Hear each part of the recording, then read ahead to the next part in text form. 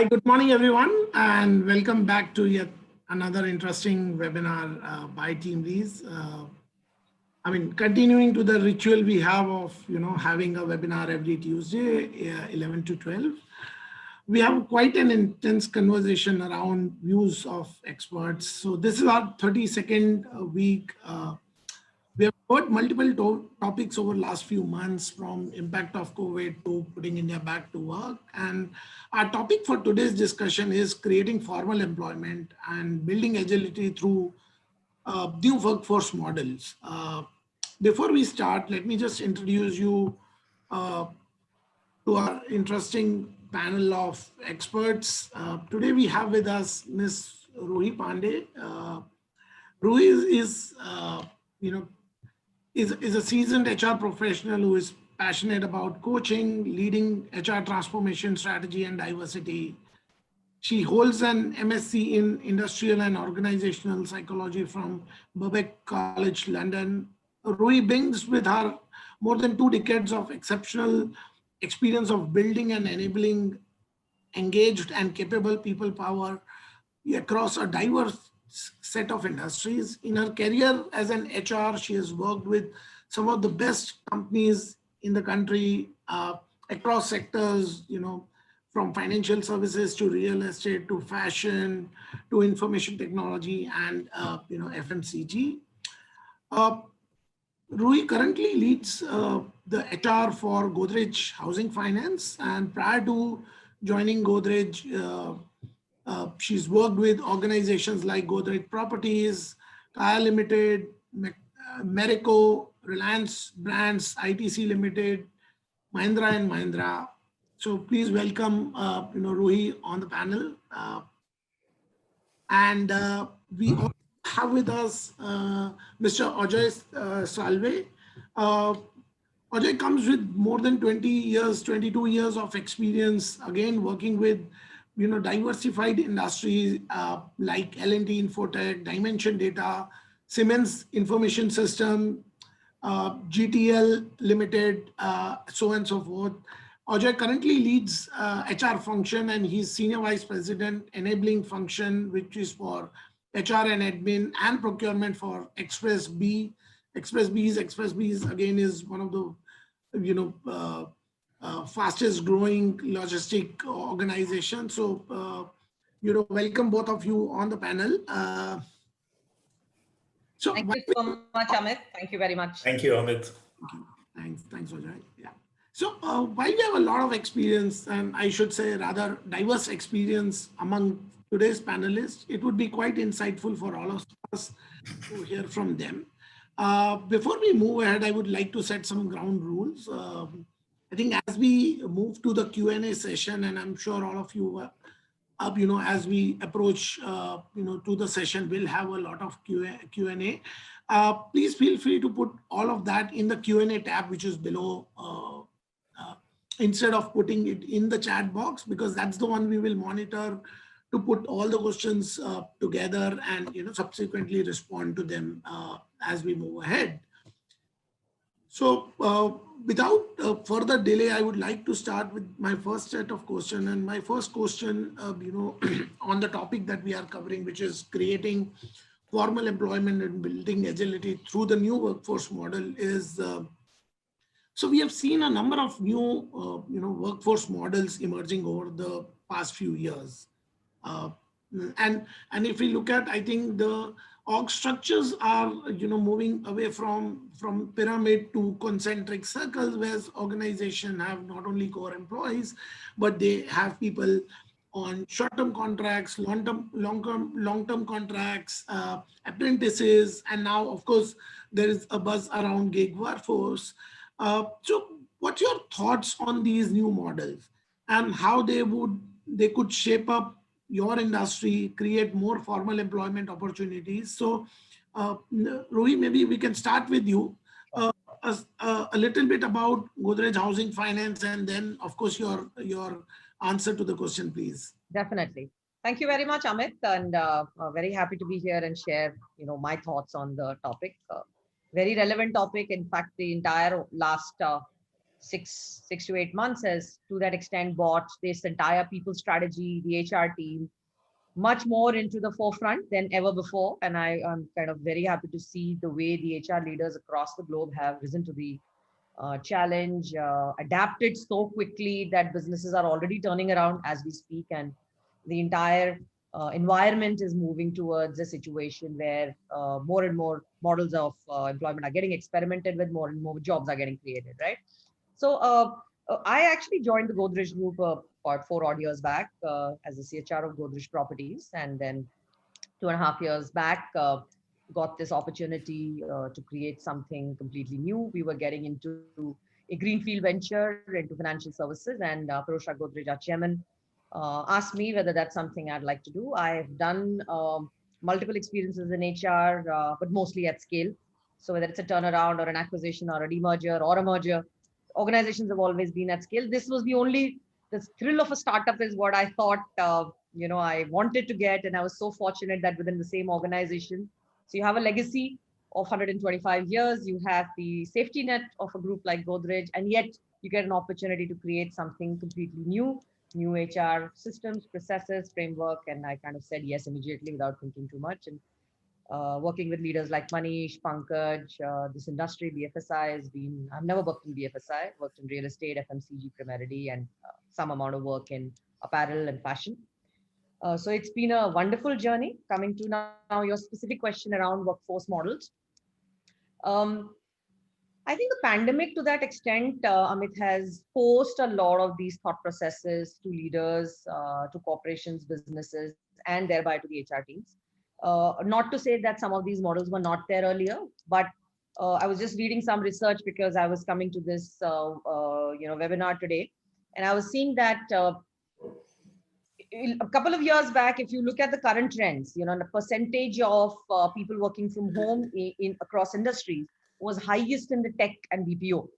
But over the next two years, the prediction is that that number will equalize across industries, and B, perhaps the people leading this would be industries like FMCG, industries like manufacturing, which today don't have these models of work from home and working from anywhere kind of a concept, right? That's number one. Number two, I think Uberization has been around for a while. The entire Uber model works on it. And while there's been a lot of discussion and debate, very few organizations actually knitted it into their strategy. And before we actually jump in, like your question was, how do you adopt and how do you know what is right for you? I think it all starts with fundamentally looking at your business environment and what your strategy is. And first thing it has to start with is a mindset shift.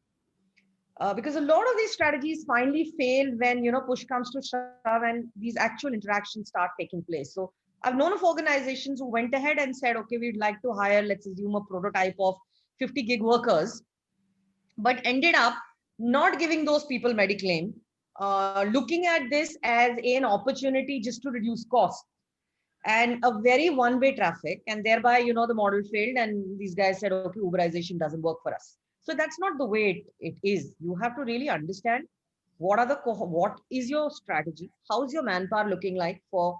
And these days, you are aware more than me, being in this industry, that org structures don't last for 3 to 5 years the way it used to be.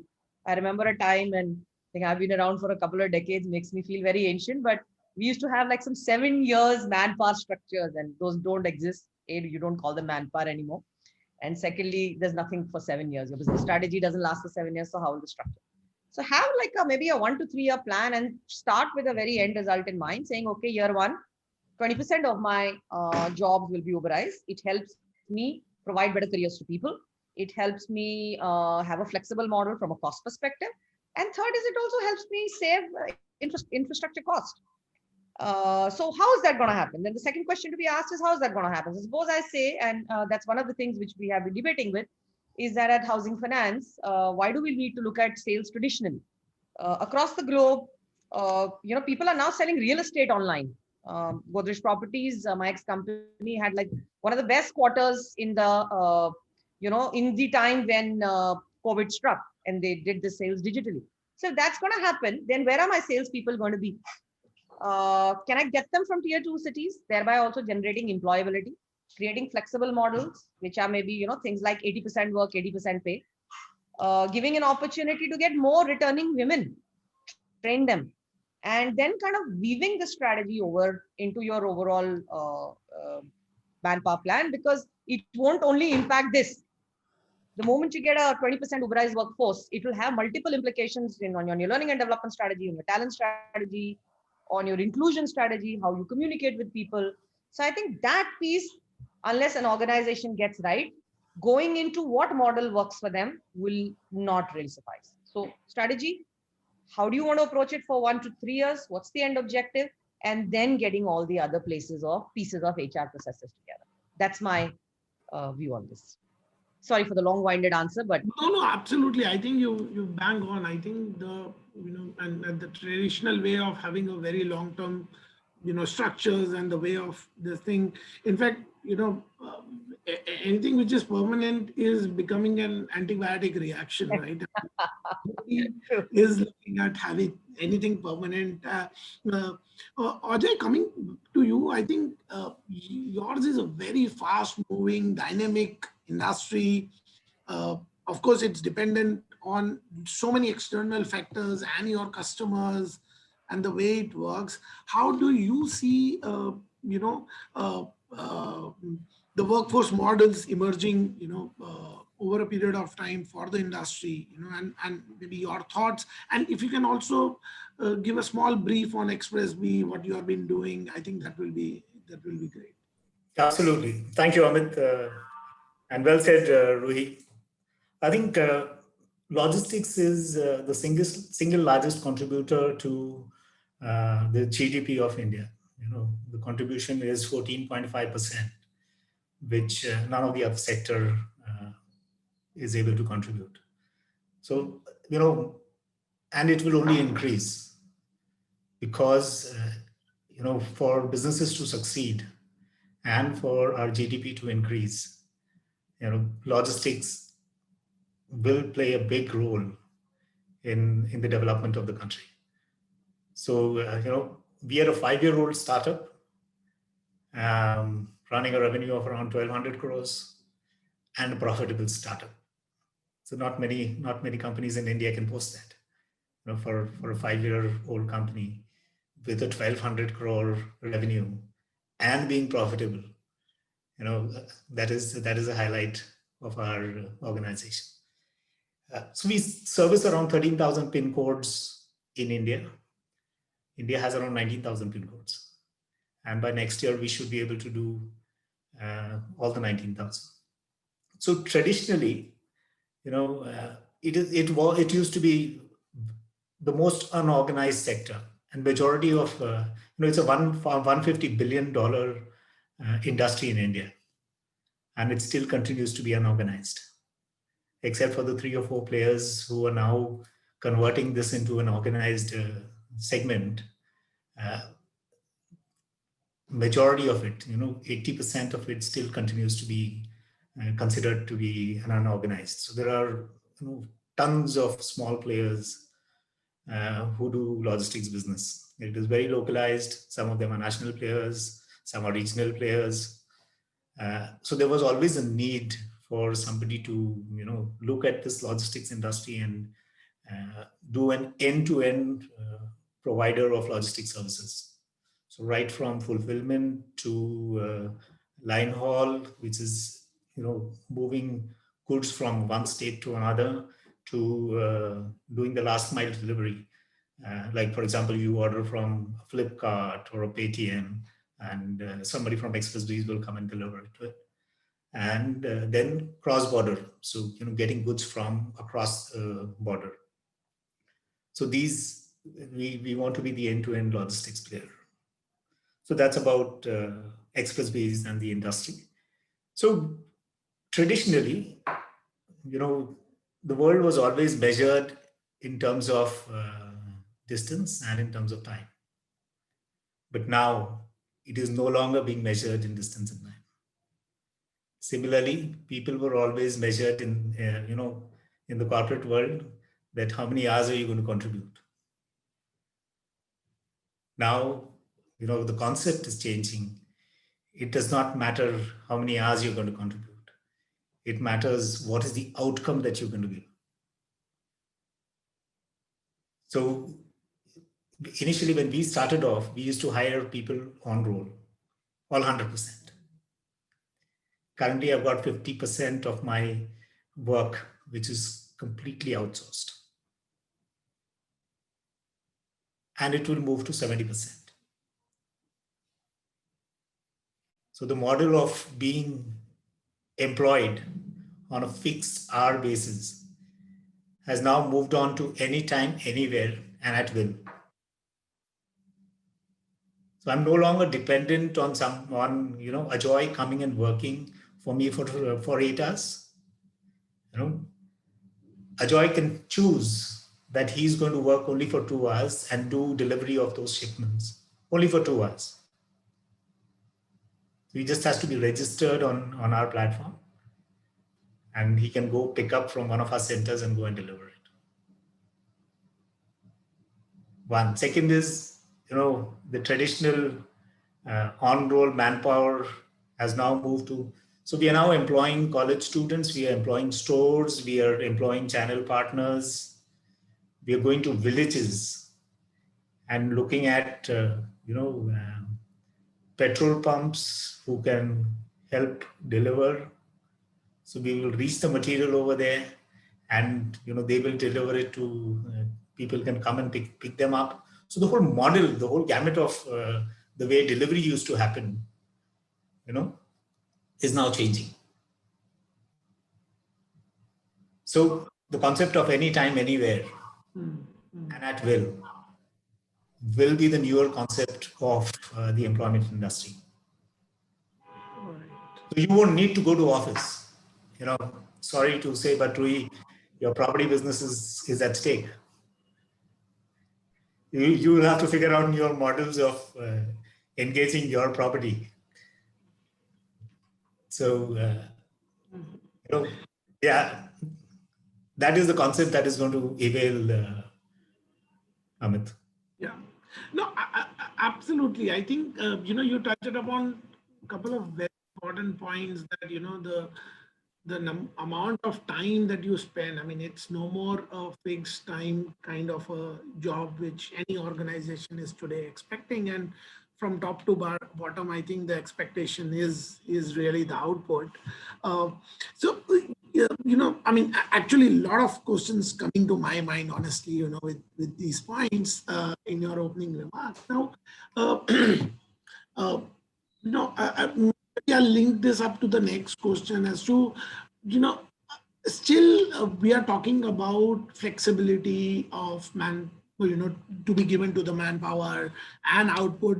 But I see a lot of, industry professionals not clear in their mind saying, what are those roles that we can, make them work, as gig employees, while there is a concept, everybody knows, Uberization has happened, or, Swiggy and Zomato's are the organization who hire delivery people last mile, on paper delivery kind of a model.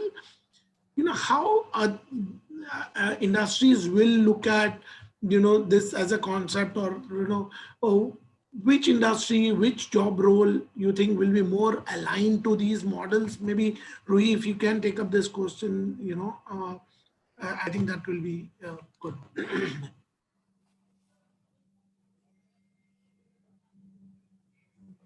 Sorry, I was talking on mute. My bad.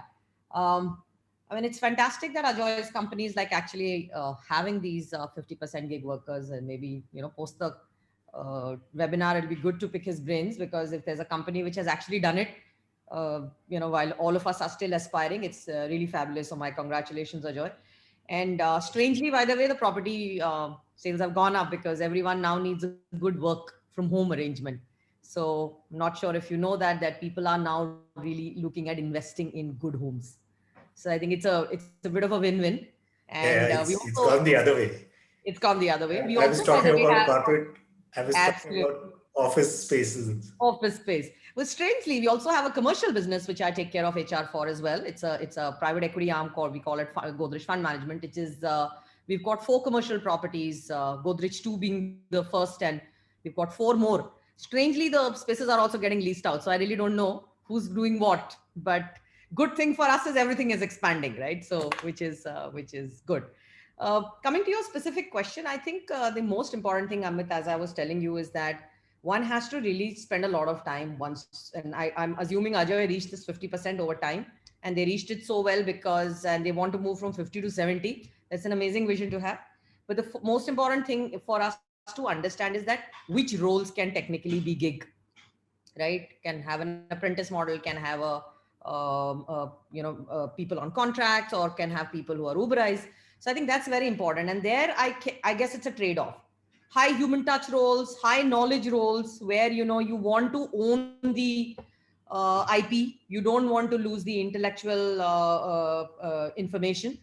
Roles which are extremely customer intensive, where your brand is being represented, or the person who's representing your brand is that ambassador. Would you like to outsource those roles? Perhaps not. Roles which are repetitive in nature, roles which are very specialized in nature, where the nature of the work doesn't really need a full-time member to come on board. So I think once you are able to identify, and then trade-offs. What do you want? Do you want agility? Do you want cost saving? Do you want a very high human touch organization? So what are going to be your archetypes on which your organization is based upon? So technically, a lot of people look at this as a hardcore manpower planning piece. It's not a manpower planning piece. In my opinion, this is a OD piece. The first people who should come into solving this problem are the OD folks.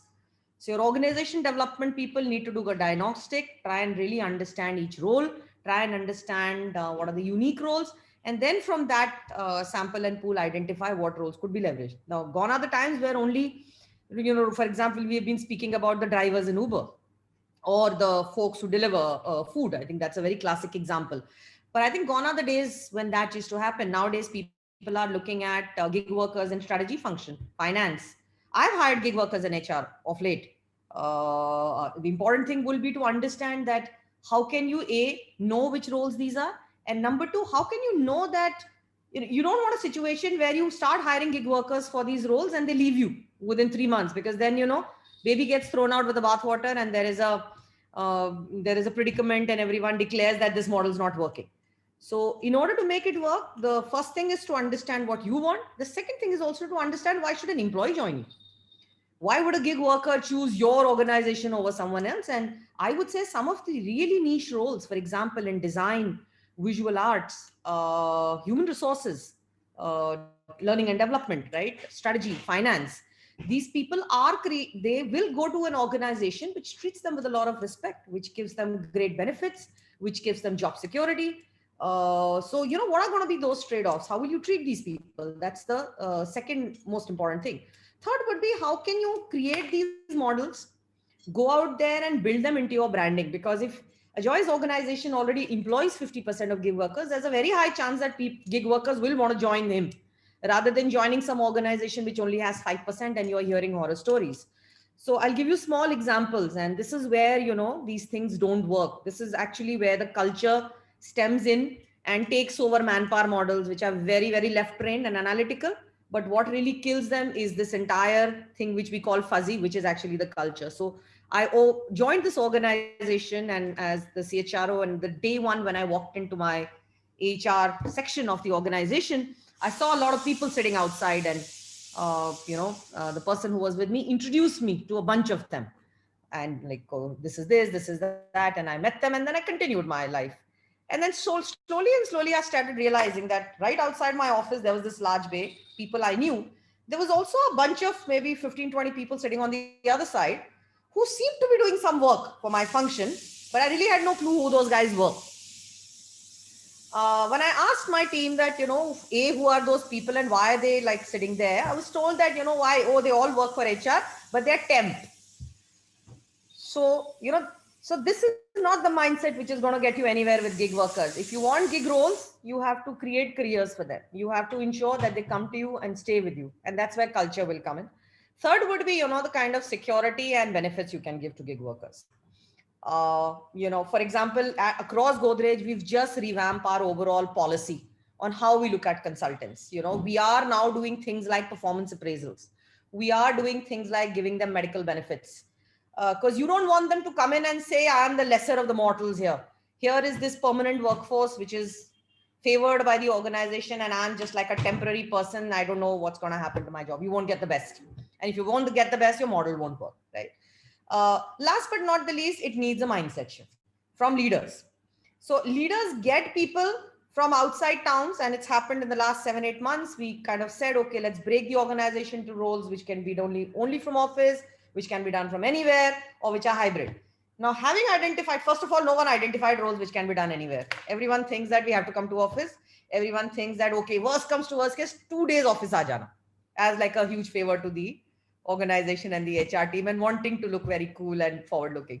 But when you really kind of start breaking down these roles and see that these roles can be done from anywhere and you get people on board, what's going to be the review mechanism? It's not really an HR problem only to solve. How will you ensure that you provide guidance? How will you ensure you communicate with these people? How will you ensure they remain engaged? Because then what also happens is that they come and tell you that, oh, while you did get me this person who's sitting out of Bhopal and working, it's not the same. So get me one more person. It's a lost battle because then the cost numbers just won't add up. So, strategy, a very, very clear job family, job identification roles led by OD, not only by compensation, benefits, and structuring team. Third would be your culture. And last but not the least, keeping the gig worker at the core and making that human being your brand ambassador so he can attract the best of the gig workers from outside. So I would say that's the entire framework. Yeah, I can relate to so many points because I think one point you made, which really, touches the right context of the discussion because, it is not a name change that, today you're a core employee or you're permanent or a gig employee. It's basically living, along with them because today, getting a person is one part of the discussion, but how businesses will handle them, how they will nurture them, how they will treat them, and also manage them remotely, right? I mean, that also is going to be an important because if you ask me personally, I was too excited to be working from home. I mean, last 16 years of work X, I had never worked from home. I was too excited, but I think my excitement died down in 2 months' time because, and maybe an old mindset, maybe a traditional mindset, maybe I need to,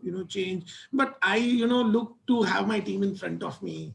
And maybe a lot of, Indian leaders have that mindset. But then, of course, now it's a time for all of us to, put efforts to change the way we have been, handling performances of people. Because from a business continuity, I think it's worked out, the work from home. But whether from performance, perspective, it will be, I think that's still out, and jury is out there to kind of judge. No, you're right. The jury is still out on both things. One is productivity, and second is employee morale and engagement. True. Maybe at some point we can kind of discuss a little later as to how do you handle morale and engagement of not just gig workers, but folks who work from home. But it's a very important point. Right. And, but Ajoy, it will be very interesting for us to, learn from your experience because, the large part of the resources you have are bottom part of the pyramid. So, I mean, you are not only facing a challenge of simplifying the communication, with them so that they can understand what you are trying to communicate. At the same time, also make them feel comfortable working with you. So, so how the job roles are kind of aligned? I mean, have you done certain changes in the way you are being handling your workforce? And I'm assuming you would have large workforce, right? Irrespective of the model, whether it's contract or gig or permanent. Right. You think you've been able to clearly carve out saying which roles will fit in which kind of model?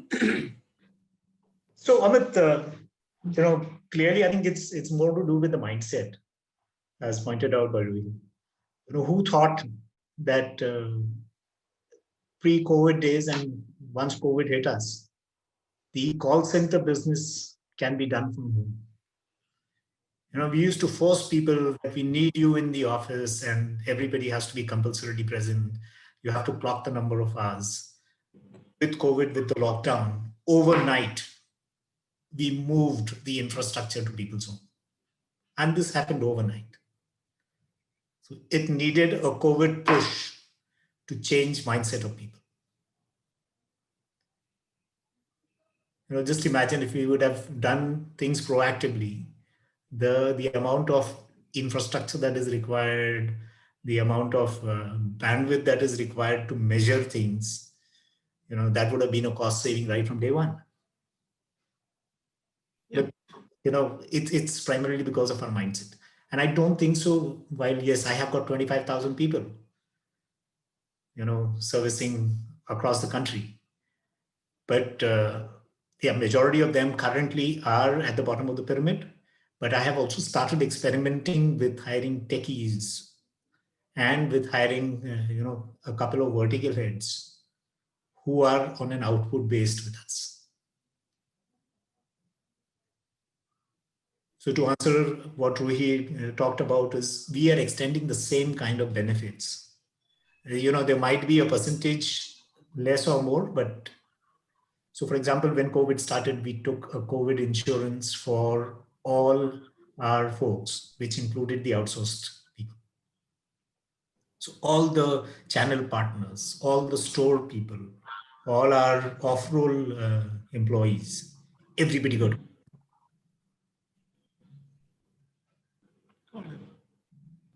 And anyway, we are so remote that keeping people engaged only happens through technology. Right. Because for me, I've got 2 people sitting in some remote, tier 3, tier 4 city. Right.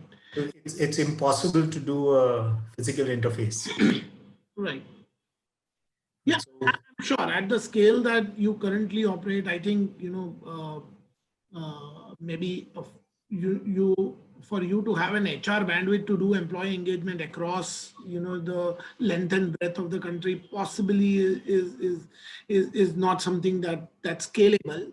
And hence, I think the businesses and the teams at the locations will play an important, role to kind of do that. Correct. Yeah. So the whole concept is now moving. So what Ruhi mentioned was it has to be an OD initiative. And she's bang on, because we are now training all our line executives to do engagement for us. Right. To do proper grievance handling, to do proper training, while we are moving everything onto the tech platform from a training perspective, but to ensure that they are physically understanding the last level executive mandate for first, understanding the whole methodology and ensuring that his delivery folks are now understanding. And because we are so massively, diversified in terms of our presence, unless and until we use technology and have absolutely regimental compliances in place, some of these things will fizzle out. No, absolutely. For example, we take learning and development and engagement also as part of our compliance. Okay. If you don't make that as a rule, people down the line will forget it. So that's not their bread and butter. Right. And so when we started moving from the on-roll to the off-roll model, the first thing we ensured was what's in it from me as an employee. So at that level, people said, will I be able to earn more? So we, computed the math and we told them, with this model, you're going to earn 25% more. And you get time to do whatever you want.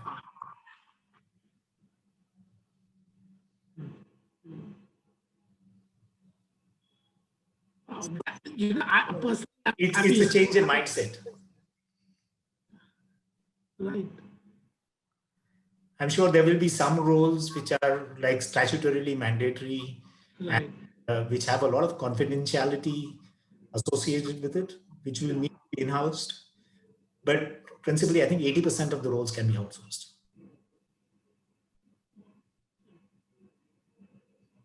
Cool.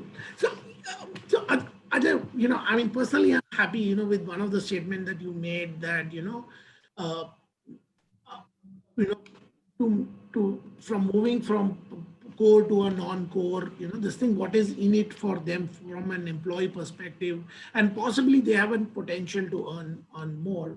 I remember 15 years back when, staffing industry was pretty new, the thought of a lot of corporates was that, with contract employees, I will be able to save something.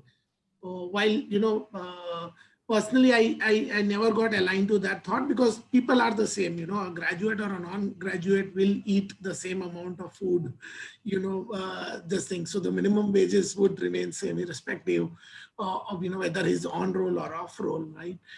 And yeah, and with this concept of thought world moving, that it doesn't matter whether a person is on roll and off roll, but he gets the dignity of work, he gets the statutory, which is mandated by the government, and a possible also a chance of earning more. I think that's kind of is much exciting, because I think the thought world of the millennials is also changing. I mean, it doesn't matter really that whether they are on roll or off roll, until and unless those 4 or 5 points are being met, that they get the flexibility, they that get the dignity of work, they don't see organization cutting the corner. So yeah, I think that's the very nice way of kind of motivating them, or attracting the talent to the organization. So which actually brings me to the next point on you know what are the factors that will help us to decide the right workforce model for our organizations. And when I say that, so while from a step two, we are clear that we of course will have to pick up the profiles which can fit into a short-term contract, to a long-term contract, or apprentice, or a gig. Are there any specific factors you think we should keep in mind? Because Ruhie, maybe from your experience, you've worked in FMCG and BFSI also. I mean, BFSI in fact had this for a very long period of time, saying, I mean, confidentiality, data security, I'm not going to allow my teams to kind of start working from home. But we have seen a lot of positive change, in the banking financial services sector as a whole. But at the same time, are there any specific factors that you think we should keep in mind to decide the right workforce model for that organization, to keep it up and running? Because there is a commitment level also. I mean, for example, a Swiggy, for example, or a Zomato, I mean, they have a commitment level to their customer that somebody will reach you in 30 minutes. At the same time, they don't have control over how many people are there in their geography, right? So continuing giving the committed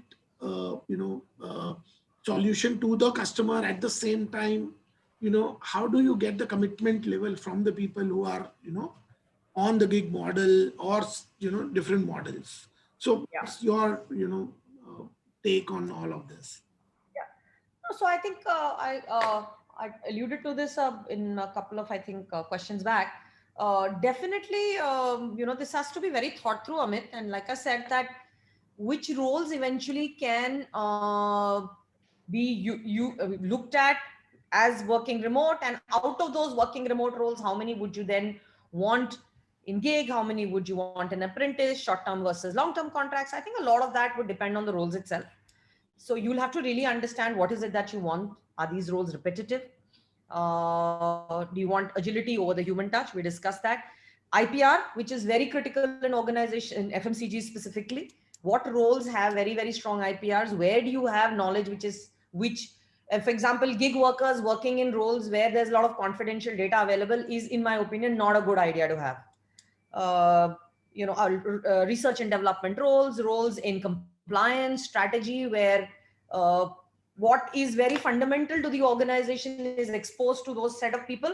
Surely, FMCG thrives on new product development, and if you want to start having gig workers there, it may not be the best place to start. Eventually, maybe yes.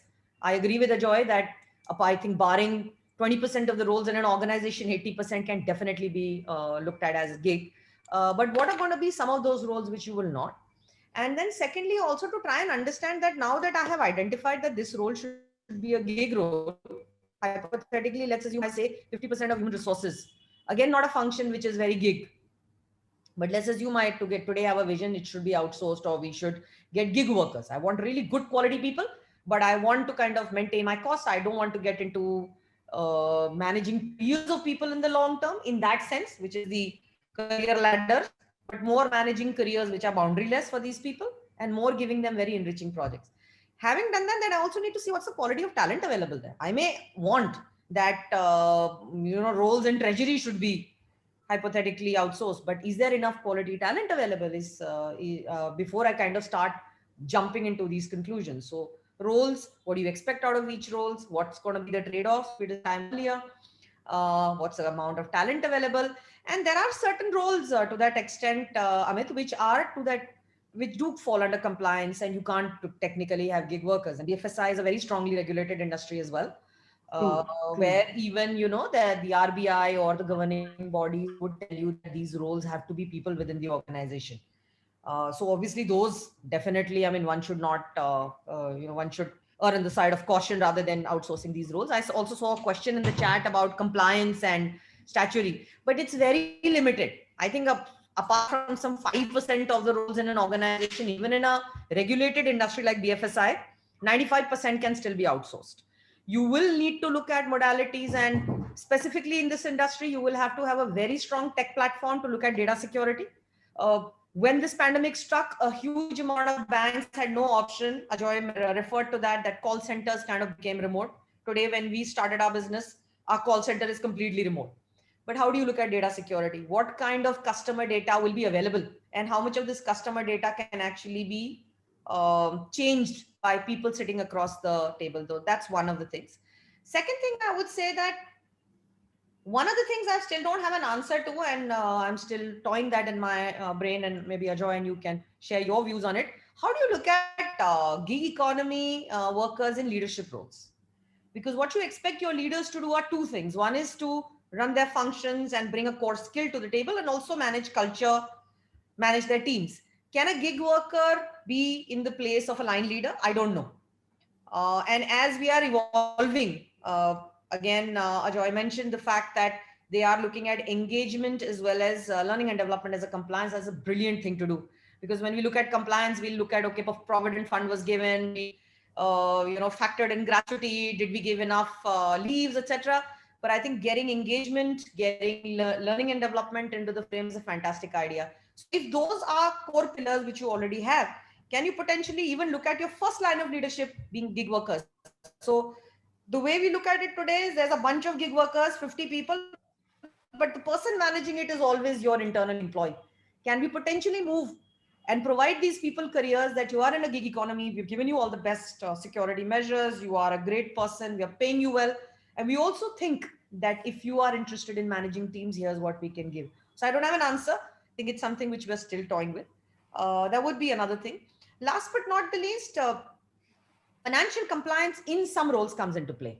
We'll have to really see that are there roles where your CFO to that extent may be very uncomfortable saying, okay, so while you're fighting many battles, keeping the CFO and compliance teams on your side to say, okay, these are going to be 10% of the roles which are non-negotiable have to be internal, so that you have enough buy-in from all sides. And I think you can then easily kind of figure out what your models would be.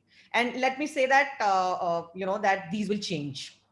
The world today is so ever evolving that 6 months, like you said, we're all working from home. You mentioned yourself that you've never worked from home for 14 years. I, by the way, love working from home. And I'm so happy that this happened because I have always been a huge proponent and an advocate in my organization saying we should have policies around work from home, and not only for women, For men, women, millennials love it. I think the productivity shoots up when you allow such things rather than it coming down. I'm a huge fan of a 4 days work week also, by the way. There's enough research to prove that a 4 days work week without any loss of benefits and salary is actually far more productive than a 5 days. So keeping all those things in mind, these models will continue to keep evolving. Where I think just at maybe 10% of where we can potentially be in the next 5 years. Absolutely. I think, yeah, I cannot agree anything less than what you just all said, because it is evolving and it will continue to. But I think there are still a lot of unknowns which everybody is trying to toil in terms of how things will happen, right? And I think some of the fears which are which I read in the Q&A, and we will possibly take it up ahead in terms of how the compliances will be taken care of and stuff like that. Maybe I'll put in one question to Ajoy, and then possibly we can move to Q&A. Ajoy, from your perspective, how should HR function evolve to manage these new models? I mean, one brilliant point you have made, saying that making the training also as part of the compliance. Like basically, compliance is not just a checklist, but how the line managers become an extended arm of HR. At the forefront of the basic queries of the employees are being sorted, while there is a technology which is always there, which should lead the way. But in case an alternative is required, there's a line manager who has a basic understanding on what HR would do in certain scenarios, or to handle the non-standard queries which at the ground level employee may have. So any thoughts on what HR function, what should HR function evolve to manage these new models, and what is the potential challenge that they can come across? HR only talking about gig, right? I mean, it can be for contract employees, a short-term seasonal contract employees, anybody, right? Yeah. So the whole concept of HR will now move to the next level, because the entire thought of how HR is going to be administered now with the anytime, anywhere model will change.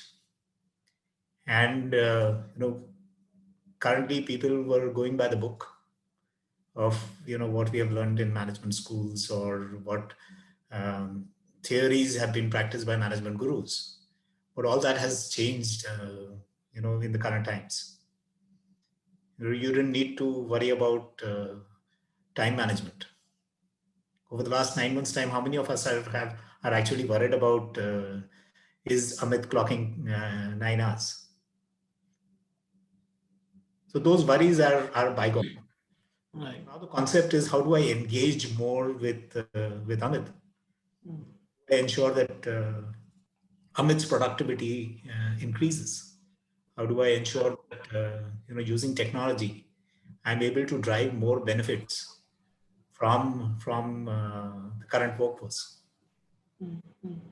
And trust me, over a period of time, I'm today able to measure 25,000 people being engaged with me. In the next 1 year's time, I will stop measuring the number of people who will be working with me, because I will have students who will come and do 2 hours of work with me. There will be housewives who will come and do, some work for us. There will be stores. There will be, your grocery guys, your retailers, all of them. The moment you have 2 hours of window free. So I will stop measuring the number of people who are engaged through us. I'll be saying, today I'm doing 7 lakh shipments a day. Tomorrow I'll be doing 20 lakh shipments a day. So the measurement yardstick will change. And so will the engagement model. Sure. So conceptually, will have to undergo a lot of thought change Right. in the way they are, we are dealing with people. Right. And 80-90% of the people will be outsourced. So your immediate role of doing whatever from a compliance perspective to ensuring a tick in the box will all go away. Mm, mm. Right. That's So great. conceptually, I will be on the street trying to figure out who else can I engage with rather than just engaging with my current set of folks. Absolutely. I think it's going to widen the scope, for HR in great deal, because one is, you're getting into the output part of the world, from productivity perspective, but also how do uh, you don't make it sound like a transactional, but also an engaging, engagement, right? With the, Correct. because while these school college kids or the others may be for a very short duration come and do the assignment, but how you create a positivity and an engagement for that short duration also, so that they can continuously come for months and years, right? Correct. I So think we're so. starting HR. this concept of gamification in all that we do. You know, so the app will itself be a game for them. 10 shipments. The moment you do two more, I reach the next milestone.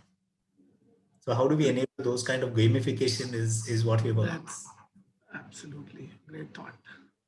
Great. So, Ruhi, maybe, getting the itch to ask you one more question before we get into Q&A. You have done a lot of work on learning and development, in your career. And I mean, we have seen a lot of your webinars. You have been, in forefront of also supporting diversity, gender diversity. Maybe a small thought on, how all of this is going to, boost uh, the uh, you know uh, the women participation in this growth, because I think that's one of the most important aspect, which of course as a country we should have, because it improves the productivity of the country overall level. So any views on that? I think that's something I will personally would want to Right. from you. Yeah. You touched upon my favorite topic. I'm actually an HR, I'm an HR head by profession, but by passion, I'm a psychologist. And one of the key areas I like to do a lot of research on is gender. Theories or concepts like the glass ceiling, or concepts like the sticky base, etc. So it's very sad, unfortunately, Amit, because till date, the workforce participation of women in India, despite all we hear and the amount of uh, the amount of material which is just out there, the amount of leaders talking about it out there in social media is actually declining, which is a worry. The declines are steadily going high, like they're steadily declining over the last 3 years. It's not like 1 year, and I really don't know. It kind of completely confuses me why that would happen. The sad part is actually more women dropped out of the workforce post COVID.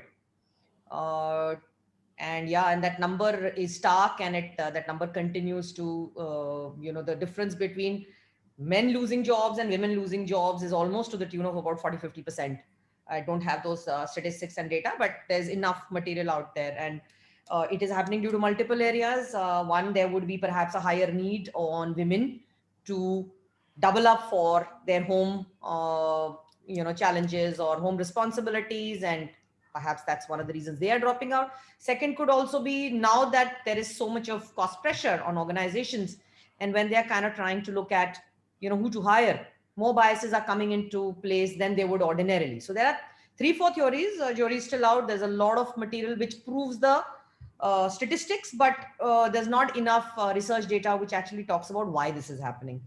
I would have thought, on the other hand, that this is a fab opportunity for us to look at getting more women into the workforce. And frankly, at Godrej Housing Finance, one of the cornerstones of our overall business strategy is diversity and inclusion. Diversity of gender, diversity of thought, diversity of profession, where you are coming from, getting maybe LGBT skews into the, into the workforce, not just only women.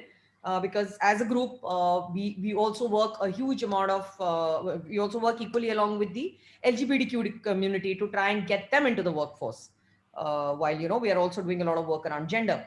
And in that thought process, what we have done is that we try and see that, okay, these are roles which can be done remotely. And can we then go ahead and earmark these roles, saying, okay, here I would like, if I would try and see if I can get a candidate who is from the, who is a woman, and, more of that. But I think a lot more of that needs to be done by organizations. Good thing is that a lot of people are planning it. The sad part is that it's not translating into numbers. I feel that it's not only the organization's prerogative. I think organizations have done a lot of work. I have been in the workforce and I have experienced this as an employee 7-8 years back when I was a woman employee working to today. What the experience of a woman employee is, there has been significant work done by organizations. We have to give it to them, by the government, by the organizations, whether it's your maternity policy or many other things like, the Workplace Redressal Act, etc. But I think now the society, women themselves, how are we going to facilitate the agency in women, the self-efficacy in women, so that they also go that extra mile? And, and when push comes to shove, they don't take that backseat and say, we're dropping out of the workforce. Go to the organization and ask them for options. How does the society, their families, their social circles kind of support them? So I think a lot more work around that area is also happening, which in my opinion is the need of the hour, which hopefully in the next 1 to 2 years will take that number up. So I wish I had something very positive to tell you, but I think the trends out there are a little gloomy as of now.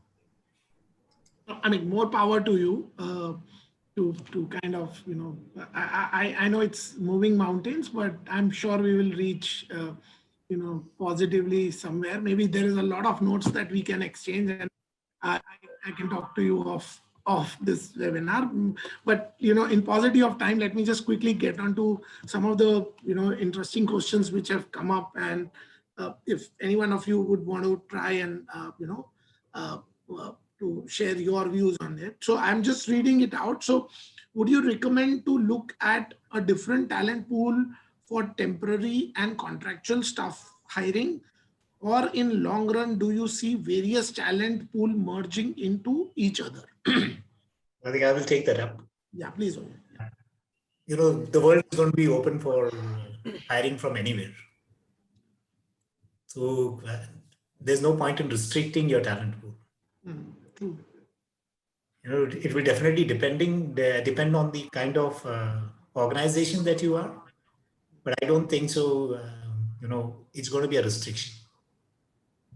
All the talent pool will actually merge into each other. So I know a couple of folks who are working in the call center and do part-time deliveries for us. Right. In the night, then during the afternoon, they'll come and do 3 hours of delivery for us. So I don't think so that's the concept of restricting yourself is going to work. Yeah. Yeah. And, hospitals, medical field is a classic example. Most of the senior doctors are only empaneled with hospitals. They're not on rolls of hospital. True. They might be working in multiple hospitals. Right. Okay. So I think the next question is on trust plays a big role in either a gig worker concept or work from home, work from anywhere concept. HR will handle this. So, Ruhie, Ajoy, any one of you want to take this up? I think in any form of relationship, trust is the most important thing. It has got nothing to do with you're a gig worker or you're a traditional worker or you're a high-tech worker, nothing. I think as long as you're working with each other and you're working for a cause, trust will always play a big role. And HR's ability to ensure that, what you're committing to people is what you are living will only enable the trust factor. True. So absolutely. I think you have to start walking the talk. Yeah. Uh, I think Ruhi kind of dropped out. Maybe she's logging in again. But yeah, Sorry, I got logged off. Sorry, I got logged off. Can you hear me? Yeah. loud and clear, Ruhi. Yeah, sorry. Yeah, Yeah. yeah.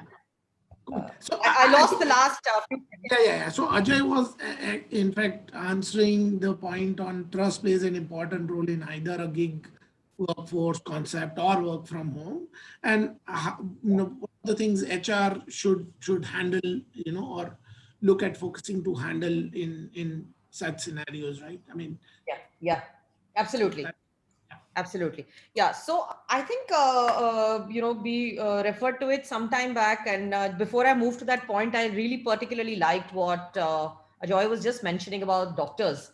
And I was actually reading a few days back about an article about how education technology is actually now like hiring and having about 60% of people who are gig workers. So people who log in as teachers in the education field as technologists. So more and more of these niche fields are coming up, which are really leveraging gig work as well. And I think doctor is a fantastic idea. I worked in a company called Kaya where we had about 300 dermatologists and all of them were gig workers. They were all on contracts. And I can tell you that they were actually the most respected people in the company. So because it's a medical company, we used to say, okay, doctors are there. So where there are already these beautiful models existing all around us, I think we just need to study best practices and make sure that we implement them. Coming to your current question about trust.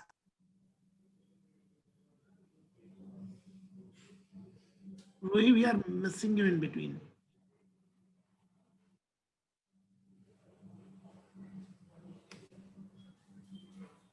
Sorry, Am I audible? Ruhi, I think We last 10. lost you. We lost you for a bit. I'm sorry. I'm going to switch off my video. Is this better? Yeah, that's Yeah. fine. Yeah, please. Okay, sorry. Yeah. So I think trust definitely. It will start at a point where you hire gig workers, and I think Ajoy has done that really well. They do not feel that you've not been transparent, or they do not feel they've been shortchanged vis-a-vis what it would be if they were a permanent employee. They have the benefits. They have clear norms. If you are telling a gig economy worker that you need to work with me 4 days a week, then value his or her time. Don't take them for granted. And in that transparency, when you start living up to what you say or what you have written, and you say what you do and you do what you say, these workers or these gig economy people will start trusting you. So that's one thing HR has to keep in mind, that when there is a pushback from a line, when people want to kind of shortchange them, when there is a question which comes to them about exploitation of any kind, they need to step up as being out of the 6 roles of HR, being employee champions first. So that's number one. Number two is, in the kind of communication you then do with these gig economy workers, you cannot be very restrictive. So if you have a town hall, not calling gig workers is a short way of the gig workers feeling that you don't trust them. And trust is a two-way bridge, right? If you trust people, people trust you, and vice versa. And it's a bank account. It just keeps building over the time. You deposit with your good deeds, and you kind of withdraw with deeds where what you say is not what you're doing. So that's number two. Number three, referring back to what Ajoy mentioned, managing gig workers as large as thousands needs your line folks to really chip in. So in that, then HR has to play an indirect role of ensuring that the line leaders are trained. There are tools of listening. So when you're doing employee engagement surveys, are you actually including gig workers? Many organizations don't do that. Why? If you have gig workers as a part of your strategy, why would you not want to understand how are they engaged or not, right? So that's a very important thing. Are you going to include them in your wellness programs? So if you have things on mental counseling, if you have things on physical well-being, again, many organizations choose not to include these people. But I think that's a very futile thing. Spend those extra dollars and ensure that they are in it. When they see that the organization cares for them, they are human beings. At the end of the day, they will reciprocate. So HR's job in creating frameworks which build trust, in creating listening opportunities across both all kinds of workforce models. And BFSI is very hires DSTs, and TeamLease would be one of the largest suppliers of that. Does HR spend enough time to understand what these people are going through? One of the things I've heard, most BFSI people speak is that, DSTs will be managed by line, but they are finally, my employees. They are the people who are going and representing the brand. How can you ensure that listening never stops? If they have a grievance, who will they talk to? Can the HR person get up and say, don't talk to me, talk to the line leader? I'm HR only for permanent, not for you. That's going to break trust. So listening, grievance redressal mechanisms, and building these really good fundamentals in your contract and enabling your line leaders. I think this is the role of HR, and HR cannot shy away and pass this on to anyone. Go on. So, I'll quickly move to the next question. Importance of background verification will increase for gig-based workforce stack. This is an important one, right? I mean, today for, especially for the regulated industry, I mean, background verification becomes a mandate. But, for this workforce employees who are coming for very short duration or an assignment based activity, I mean, the question is that importance of background verification, will ever increase for gig based workforce, or is it going to be the way it is? At least for the industry that I am in, it is of vital importance. Vital importance. You are dealing in products which have value. You are dealing in cash, which comes back to the organization. Right. For us, whether it is we are deploying a store to do distribution, or we are deploying a channel partner, or we are deploying, contract workforce, all of them have to go through a process, because there's value in it. Right. And how it will happen at a faster turnaround time and stuff like that. That's something which we will evolve, because if we are engaging people at a very short duration, this thing. I think, like for example, in BFSI there is something called CIBIL score, right? Whether the CIBIL score of an employee is correct. Yeah. But that's not a concept in non-banking financial services. This thing. Ajoy, any view? What are the? So I think eventually what will happen is all your background verification will turn online. There's massive opportunity over there for somebody to put that in place. Mm-hmm. And, references of previous employers will also become online. Right. Right. That, today you'll be, if I'm going to employ someone, I just need to go up to that portal and see whether all the credentials are correct. And we assume that, organizations will give the right data. And they should, because if somebody has fudged something, there's no point in giving a... So like CIBIL score, there has to be something of that sort for our background verification. Absolutely. Yeah, I think, Amit, background verification is a very, very critical process in this entire, in the HR framework in any case, and more so now as we get remote, we give access to confidential information to people. They were sitting in our office, they had desktops, now they have laptops, they're taking it home. So these are discussions we are having these days, that when call center employees are sitting at home, we're giving them laptops, what if they run away with it, right? The challenge is that, we should move, exactly like Ajoy said, to a model where this data is available online. Organizations, it's like a Wikipedia of sorts, where in a particular industry, people log in and give their inputs. I do remember when I was working in retail, the Retail Association of India was trying to create something like that. I still don't think they've reached there, because again, very similar to Ajoy's industry and in some ways to BFSI. Retail is also very staggered. You've got people at the bottom of the entire pyramid, right? And there it becomes very critical to know what's some of the information. Is there a document which is fudged? It's very challenging. By the time you get the background verification data, sometimes the employee is already with you and you realize that he or she has declared a degree which actually he never did, or the college wound up. So then what do you do with an employee like that? Second is, I also see organizations shortchanging what they pay to agencies. And then what they get is a piece of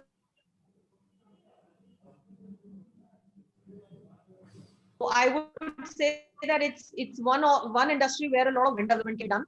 Some big companies, some big fraternities like BFSI, logistics can get together and build vendors in this. But we are far from where we should be. It's definitely a very, very underleveraged tool. Absolutely. Yeah, I mean, on the positive side, while we now have Aadhaar, which is now, mandatory for a lot of things. So maybe that's a unique number that eventually will become a repository. But yeah, you are absolutely right. It's going to take some time. So last two questions, we'll try to restrict, beyond that. So going forward, will age be a factor for employment? Certain roles which are, which has got a lot of physical ability required, more specifically in the manufacturing side, they might have a restriction, but going forward, I don't think so. There will be a age restriction for any of the software industries that exist Sure. in the industry. Ruhie, we want to add anything on this? No, I'm actually losing you a lot, Amit. So I would say that please let Ajoy answer as much. When my connection is stable, I'll come back. I missed the entire last part. All right. So so now we are at the last question on the thing. So the question is that while gig economy is a good move, can a full-time engineer take up a gig assignment? And if so, is it good for the employer, especially with work from home setup? What would happen to the productivity and outcome? Okay. Yeah, so I don't see why a full-time engineer cannot take up a gig role versus anyone else. And I don't know which line of engineering this person is referring to, but I mean, across all, even in, for example, Godrej properties, we did work from home for 6 to 8 months, and there will be roles which are on site, and thereby the person perhaps has to have a rotational model of going in, but no reason why they can't be gig workers. In fact, the entire construction industry. So Ruhie, maybe I'll try to, I mean, while I have reread the question, Okay. Maybe the question they are trying to ask is that, while I am on a job, because I'm work from home, can I parallelly also do a gig work? How will organization be for me to do, two assignments at the same time? Understood. Now it was always, dual job employment. So maybe, I mean, if I decipher the question properly. Got it. Yeah, now I understand what you're saying. So I think it's no different from architects, if you ask me, because architects today do take 3-4 assignments together with organizations also. And in fact, there are now portals which put you in touch with folks who are available for assignment basis. They include architects, doctors, lawyers, not too many engineers, but I don't see why that should continue. Engineers work on multiple things. There are people who may be required. You may have a situation where you declare to both the organization, there's no conflict of interest. You manage maybe costing and budgeting in one place, and you manage construction in another place. But to say, if you are already working full-time somewhere, I'm not very sure whether the organization will allow you to, whether the organization will allow anyone to be a gig worker. So if you do want to kind of, and there are people, frankly, Amit, in the last 1 year, I've seen millennials who said they want variety over depth.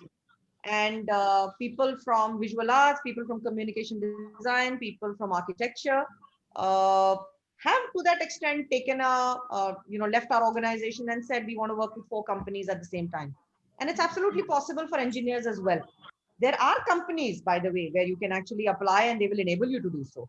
So yeah, if that's something you want to look at, one should look at it. The other thing, just one last point here, is that when organizations do a lot more of ensuring that gig workers are not only cost-cutting models, a lot of people will also be inspired to take on gig work.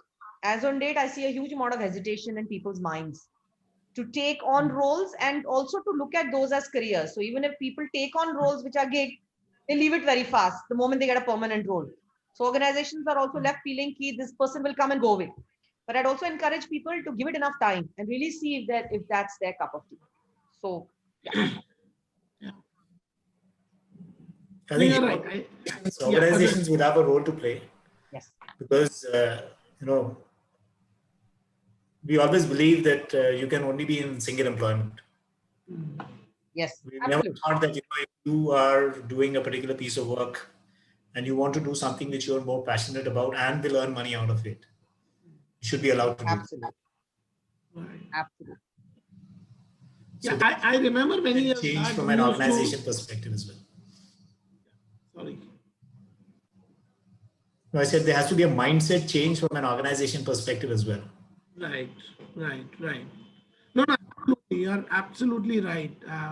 But yeah, and such policies needs to start getting defined, in terms of role to role. It may be the confidentiality clause and all of those will be kind of different. But to Ruhi's point, I remember 15 years back, we used to sell jobs to people where, our line of argument was temp job is better than no job.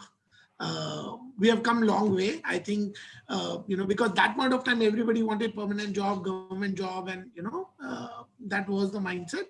But I think no more, that's no more a concept, but, how flexible corporates will be to allow, people to work in 2-3 assignments at the same time. I think that's something that we all should start working towards. So Absolutely. great.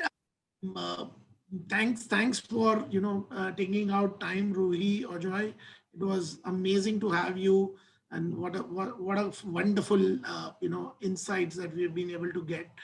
I'm sure, and thank you to all the audience for taking out time and joining us today. It was great to interact with all of you. Thanks a lot. It's been a pleasure, Thank you very Amit and Ruhie. Pleasure.